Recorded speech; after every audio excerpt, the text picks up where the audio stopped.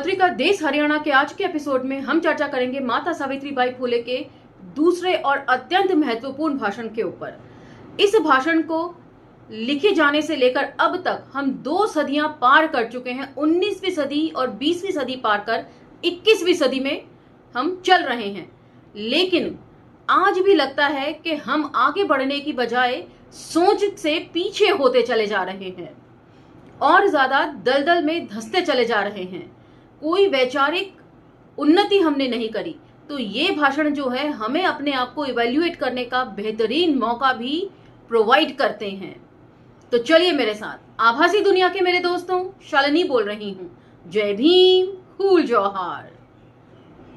आज के भाषण का टॉपिक है विद्यादान।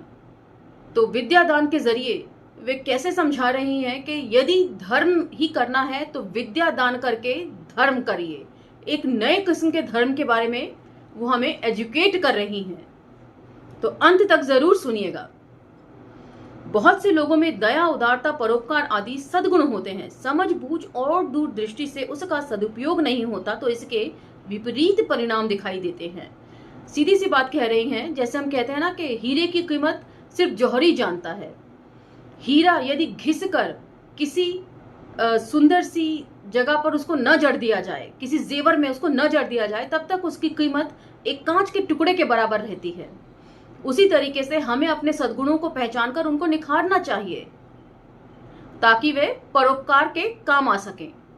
और यदि हमें अपने सद्गुणों का नहीं पता होता तो दुर्गुण जो है वो हमारे ऊपर हावी हो जाते हैं, बैड हैबिट्स जिसे बोलते हैं। गुनाहगारों के प्रति दया दिखाना गुनाहगारों के दुष्ट कार्यों में भाग लेने जैसा होगा। दान देना अच्छा है, यह दिखाने के लिए हम बड़े दानवीर हैं। तो गहरा कटाक्ष भी कर रही हैं कि ज्यादातर लोग जो है वो दान इसलिए करते हैं कि वो दिखाना चाहते हैं कि वो कितने अच्छे हैं, कितने दानवीर हैं। देखना चाहिए कि सही व्यक्ति है कि नहीं। ऐसा ना हो कि दान लेने वाले को कहीं मुफ्त बनाने का काम तो नहीं कर रहे। तो बहुत अच्छी बात कह रही हैं कि दान जब हम देते हैं तो उसके पीछे मंशा जो है वो किसी की मदद करने की होनी चाहिए, ना कि किसी को पंगु बनाने की होनी चाहिए। तो ये बातें सुनकर सबसे पहले जो मुझे ध्यान में आता है वो मंदिरों में रखी दान पेटियां। चाहे मंदिर हो, चाहे गुरुद्वारा हो, चाहे गिरजाघर हो, सब जगह दान पेटियां होती हैं और जो पहले से ही सक्षम हैं हम उन्हें ही लगातार दान देते रहते हैं, बजाय उन्हें दान देने के जिन्हें वाकई इस दान की जरूरत होती है। तो अब कमेंट सेक्शन में बहुत सारे लोग आकर रो सकते हैं कि मैंने मस्जिद का नाम नहीं लिया, मैं जिहादी हूं, या वहां से मुझे पैसा मिल रहा है बात बोलने का। तो बता दूं कि मैं अपने अब तक के जीवन में कभी किसी मस्जिद में नहीं गई। मैंने कभी नहीं देखा कि मस्जिद कैसी होती है, इसलिए मैं कह नहीं सकती कि वहां भी दान पात्र होते हैं या नहीं। सिर्फ इतनी सी बात है। चलिए आगे बढ़ते हैं। धन दान की तरह ही अन्न दान करने से, दुर्गुणों को बढ़ाने से उसके भयंकर परिणाम समाज को भुगतने पड़ेंगे। 2 सदी पहले उन्होंने ये बात बोली है और आज सरकार 5 किलो राशन जो मुफ्त में बांट रही है अन्न दान के नाम पर, उसके कितने भयंकर परिणाम होंगे ये माता सावित्रीबाई फुले 2 सदी पहले लिख रही हैं अपने भाषण में। दया, दान, धर्म आदि के संबंध में मनुष्य की प्रवृत्ति का उद्देश्य दूसरों के दुख बांटना, संकट या विपत्ति में मदद करना होना चाहिए। उसी से परोपकारी मनुष्य अन्य लोगों की मदद करता है। एक्चुअल में दान क्या होना चाहिए? जब कोई किसी का दुख है, कोई दुखी है तो उसका दुख बांट लीजिए, उसे हंसने की वजह दीजिए। कोई गरीब है, इसी देश में एक बच्ची जो है वो भात भात करते वक्त बिना खाए भूख से मर जाती है, लेकिन उस तक ये दान नहीं पहुंच पाता है। ये वो बात कह रही हैं कि जो वाकई नीडी है वहां दान कीजिए। जो पहले ही सक्षम हैं, धन धान्य से भरे हुए हैं जिनके घर, उन्हें दान देने का क्या फायदा। जिस भगवान के नाम पर आप दान पेटी में दान करते हैं, क्या वो वाकई भगवान के पास जाता है? जो सबको दे रहा है उसे आपके धन से क्या लेना देना?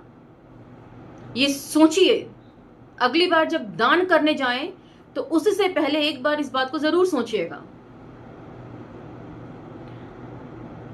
परंतु दुख संकट विपत्ति आते ही हैं आलसी नशेड़ी और मूर्ख मनुष्यों पर। तो यहां पर वो एक फटकार भी लगा रही हैं अपने समाज को कि जो हमेशा दुखी रहता है, संकट में रहता है हमारा समाज, और लेकिन फिर भी नशे की हालत में रहता है, तो ऐसे लोगों के ऊपर दुख आते ही आते हैं। क्यों आते हैं आगे वो एक्सप्लेन कर रही हैं। उन पर आई विपत्ति की वजह उनके ही अवगुण होते हैं। ये उनके लिए एक शिक्षा होती है। ये उस दुर्गुणी मनुष्य के दुर्गुणों को नष्ट करने में उपयोगी होती है, ऐसा हम अनुभव करते हैं। तो मनुष्य जो इतने दुर्गुण पाले रहेगा, बैड हैबिट्स पालेगा, उसके ऊपर विपत्ति नहीं आएगी तो किसके ऊपर आएगी। लगातार काम करने के लिए आलस को छोड़ना पड़ता है। अगर यहाँ वीडियो बनानी है तो कितनी भी तबीयत खराब हो उसको दरकिनार करके भी यहाँ खड़े होकर वीडियो बनाते हैं हम। कितनी देर सवेर हो जाए, अगर आपके लिए वीडियो बनाकर पेश करनी है तो टाइम स्लॉट में वो अवेलेबल रहती है। उसके लिए लगातार काम करना पड़ता है। यदि आलस कर ले तो हो सकता है किसी किसी दिन वाकई वीडियो ना बन सके। तो इंसान को कर्मठ होना चाहिए, ऐसा वे कह रही हैं। सरकार गुनाहगार को कठोर दंड देकर नसीहत देती है। गुनाहगार इस भय से चोरी, जबरदस्ती करने आदि गुनाह करने में हिचकते हैं और उनसे दूर रहते हैं। इसी तरह दरिद्रता, दुख, कष्ट आदि की नसीहत से भय के मनुष्य में सुधार होने से आलस, अविचार, फिजूल खर्ची आदि दुर्व्यसनों से मनुष्य दूर होगा और वह परिश्रमी बनेगा।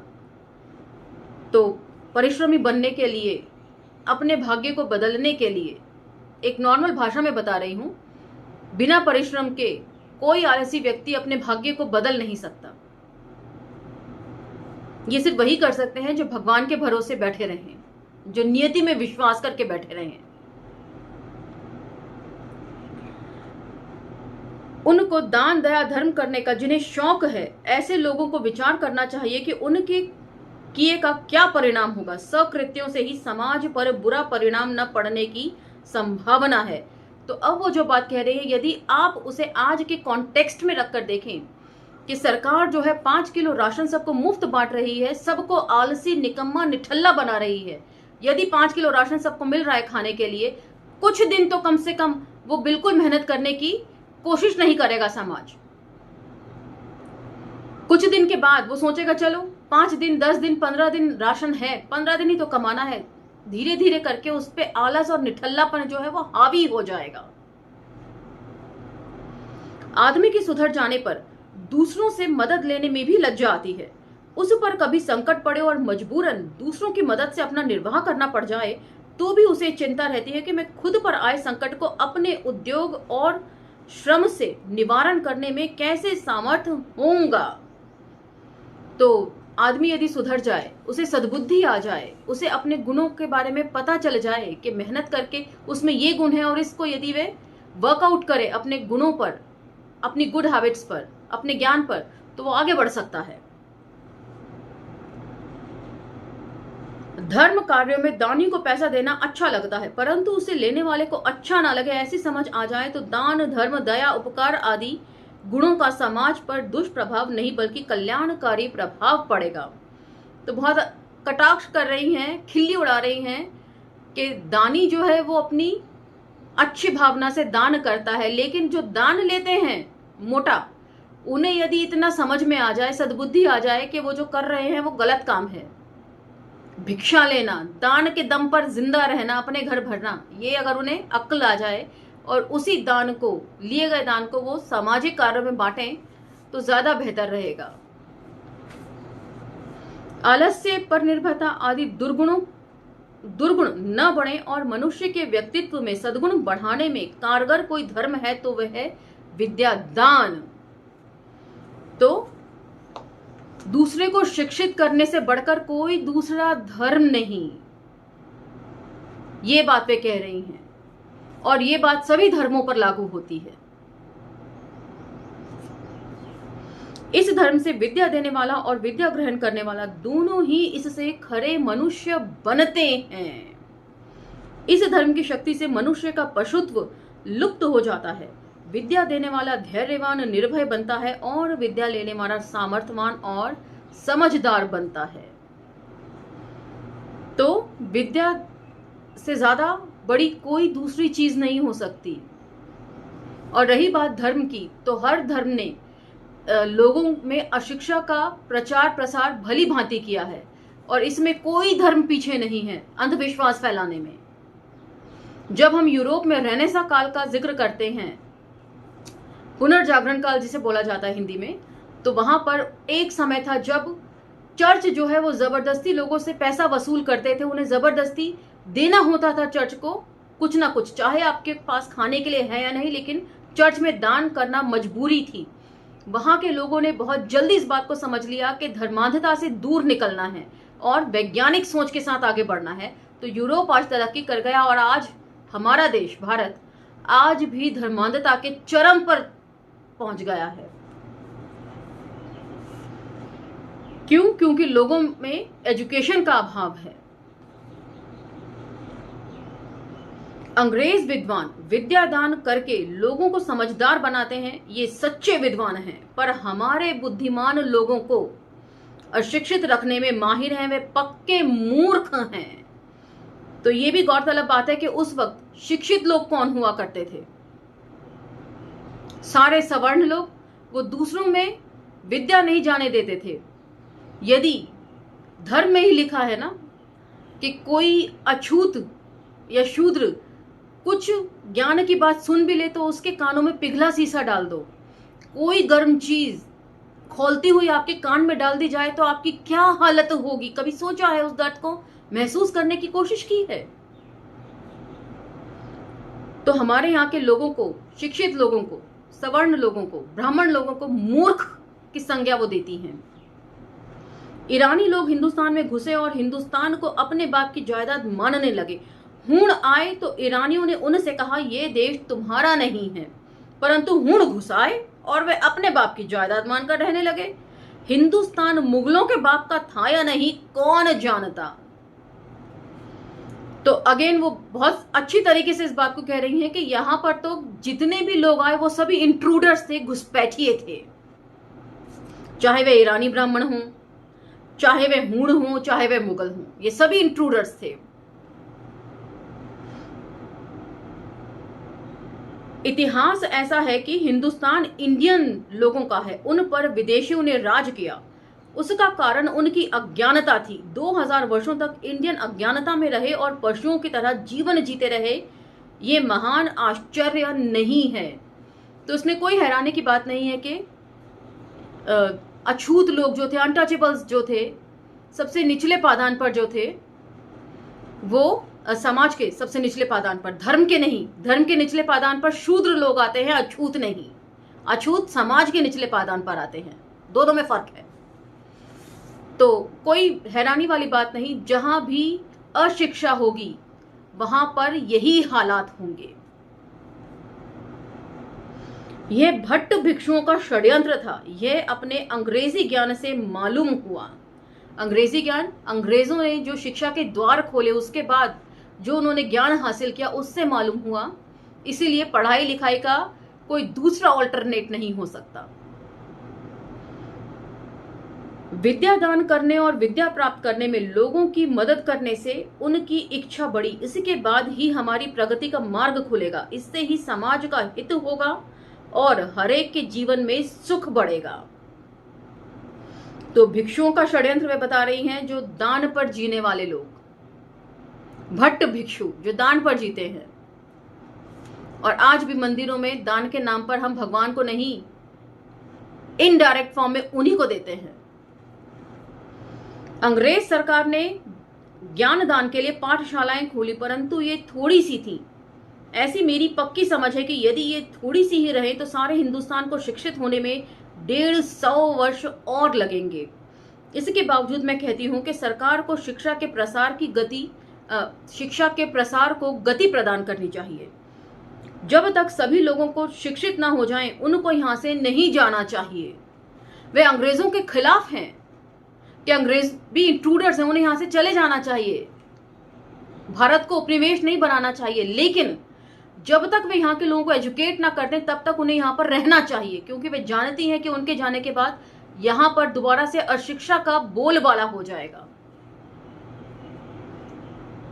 महार मांग आदि शूद्र अतिशूद्र हर गांव में बहरा बलूते यानी कि हिस्सेदार और बहरा आलूते यानी कि लेनदार और चरवाहे मालिक किसान आदि लोग रहते हैं।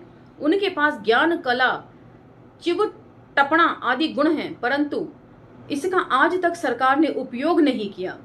तो ये चिवट टपणा क्या है ये मैं नहीं समझ पा रही हूं। यदि आपको मालूम हो तो कमेंट सेक्शन में मेरा भी ज्ञानोदय करें।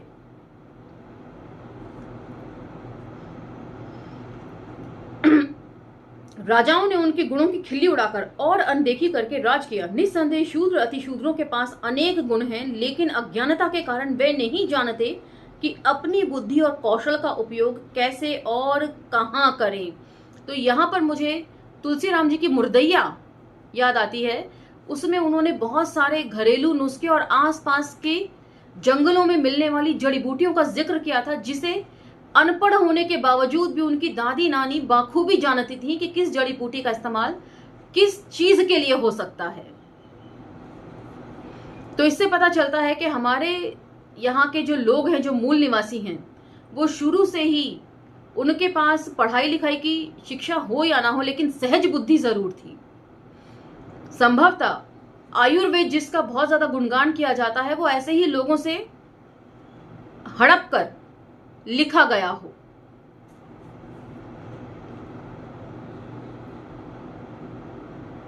पता चले कि अपने देश में हम क्या पैदा करें, इसका लोग उपयोग कर सकें।